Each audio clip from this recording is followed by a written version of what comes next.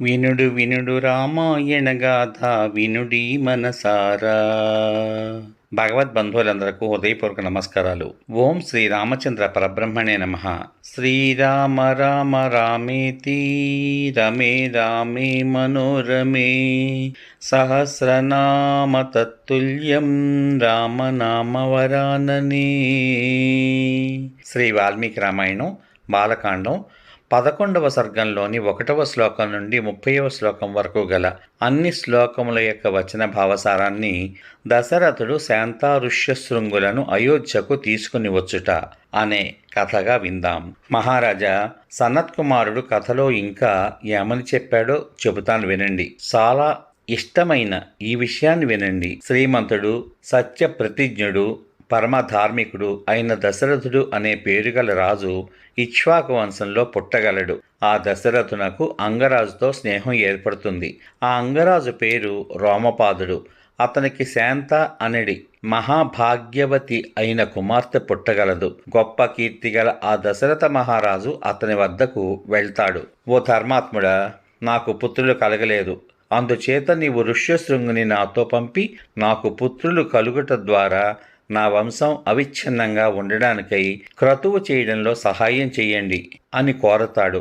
రోమపాదుడు దశరథుడి మాటలు విని బాగుగా ఆలోచించి పుత్రులు గల అనగా తపోమహిమచే ఇతరులకు పుత్రులను అనుగ్రహింపగల ఋష్యశృంగుని పంపిస్తాడు.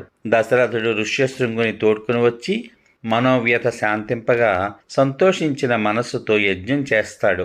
ధర్మవేత్త అయిన దశరథుడు దోసిలి ఒగ్గి నాకు సంతానము స్వర్గం కూడా కలుగు చేయనట్లు యజ్ఞం చేయించండి అని ఆ ఋష్యశృంగుని ప్రార్థిస్తాడు. ఆ బ్రాహ్మణోత్తముని వలన అతని కోరికలన్నీ తీరతాయి. ఆ దశరథునికి అమిత పరాక్రమము కలవారు, వంశ ప్రతిష్టకు కారణమైన వారు, సర్వలోకములందు ప్రసిద్ధులైన నలుగురు పుత్రులు జన్మిస్తారు. పూర్వం కృతయుగంలో దేవతాశ్రేష్ఠుడైన సనత్కుమారుడు కథను ఈ విధంగా చెప్పాడు.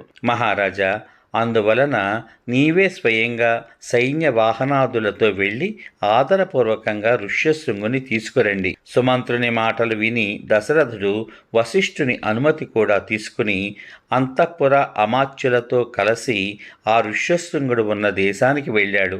వనములు, నదులు మెల్లమెల్లగా దాటుతూ ఆ ఋష్యశృంగుడున్న దేశాన్ని చేరాడు. ఆ నగరం చేరగానే దశరథుడు రామపాదుని సమీపంలో ఉన్న ద్విజశ్రేష్ఠుడైన ఋష్యశృంగుని చూశాడు. అతడు ప్రజ్వలించుచున్న అగ్నివలె ప్రకాశిస్తున్నాడు. దశరథుని రాకచేత సంతోషించిన రామపాదుడు యథాశాస్త్రంగా మిత్రుడు అవడం చేత విశేషంగాను దశరథునికి ఆదర సత్కారాలు చేశాడు. రామపాదుడు తనకు దశరథునితో ఉన్న స్నేహ బాంధవ్యాలను గూర్చి ఋష్యశృంగునకు చెప్పగా అతడు కూడా దశరథుని పూజించాడు.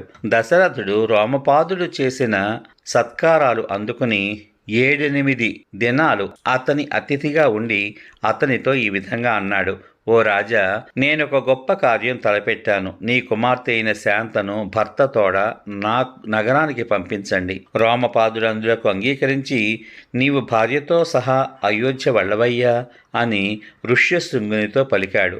ఋష్యశృంగుడు అందులకు అంగీకరించి అలాగే చేస్తాను అని పలికి రోమపాదుని అనుజ్ఞ తీసుకుని భార్యా సమేతుడై దశరథునితో వెళ్ళాడు. దశరథుడు, రోమపాదులు ఇద్దరూ కూడా ఒకరినొకరు దోసిలి ఒగ్గి నమస్కారం చేసుకుని వక్షస్థలాలు కలిగినట్లు కౌగలించుకుని సంతోషించారు. మిత్రుని వద్ద సెలవు తీసుకుని బయలుదేరిన దశరథుడు శీఘ్రముగా వెళ్ళగలిగిన దూతలను పంపి అయోధ్య పౌరులకు ఈ విధంగా ఆజ్ఞాపించాడు. నగరాన్నంతటినీ వెంటనే చక్కగా అలంకరించండి. ధూప సుగంధాలను వ్యాపింపచేయండి. మార్గాలు తుడిచి నీళ్లు చల్లండి. పతాకాలు ఎగరవేయండి. రాజు వచ్చుచున్నట్లు విన్న పౌరులు చాలా సంతోషించి ఆయన ఆజ్ఞాపించిన విధంగానే నగరమంతటినీ కూడా అలంకారం చేశారు. దశరథుడు ఆ ఋష్యశృంగుని ఎదుట ఉంచుకుని శంఖ దుందుభి నాదాల మధ్య, మంగళ ధ్వనుల మధ్య చక్కగా అలంకరింపబడిన అయోధ్య నగరంలో ప్రవేశించాడు. దేవేంద్రునితో సమానమైన ఆ నరేంద్రునిచే సత్కరింపబడి అయోధ్యలో ప్రవేశిస్తున్న ఋష్యశృంగుని చూసి పౌరులంతా ఎంతగానో సంతోషించారు. దశరథుడు ఋష్యశృంగుని అంతఃపురంలోకి తీసుకువెళ్లి యథాశాస్త్రంగా పూజించాడు. అతనిని తీసుకుని రావడం చేత తన కర్తవ్యం పూర్తయినది అని సంతోషించాడు. భర్తతో కలిసి వచ్చిన విశాలాక్షి అయిన శాంతను చూసి అంతఃపుర స్త్రీలందరూ ప్రేమతో ఆనందభరితులయ్యారు. అంతఃపుర స్త్రీలు దశరథుడు ఆదరింపగా శాంత ఋష్యశృంగునితో కలిసి కొంతకాలం అయోధ్యలో సుఖంగా ఉన్నది. సమాప్తం. ఇంతవరకు మీరు శ్రీ వాల్మీకి రామాయణం బాలకాండం 11వ సర్గలో గల 1 నుండి 30 వరకు గల అన్ని శ్లోకముల యొక్క వచన భావసారాన్ని దశరథుడు శాంతా ఋష్యశృంగులను అయోధ్యకు తీసుకుని వచ్చుట అనే కథగా విన్నారు. రేపటి భాగంలో అనగా శ్రీ వాల్మీకి రామాయణం బాలకాండం 12వ సర్గలో గల 1 నుండి 21 వరకు గల అన్ని శ్లోకముల యొక్క వచన భావసారాన్ని యాగము చేయింపుడని దశరథుడు ఋషులను కోరుట అనే కథగా విందాం. శ్రీరామ రామ రామేతి రమే రామే మనోరమే సహస్రనామ తత్తుల్యం రామనామ వరాననే. ఓం శ్రీ రామచంద్ర పరబ్రహ్మణే నమః. సర్వే జనా సుఖినో భవంతు. ఓం శ్రీ రామచంద్ర పరబ్రహ్మణే నమః. శుభమస్తు. స్వస్తి.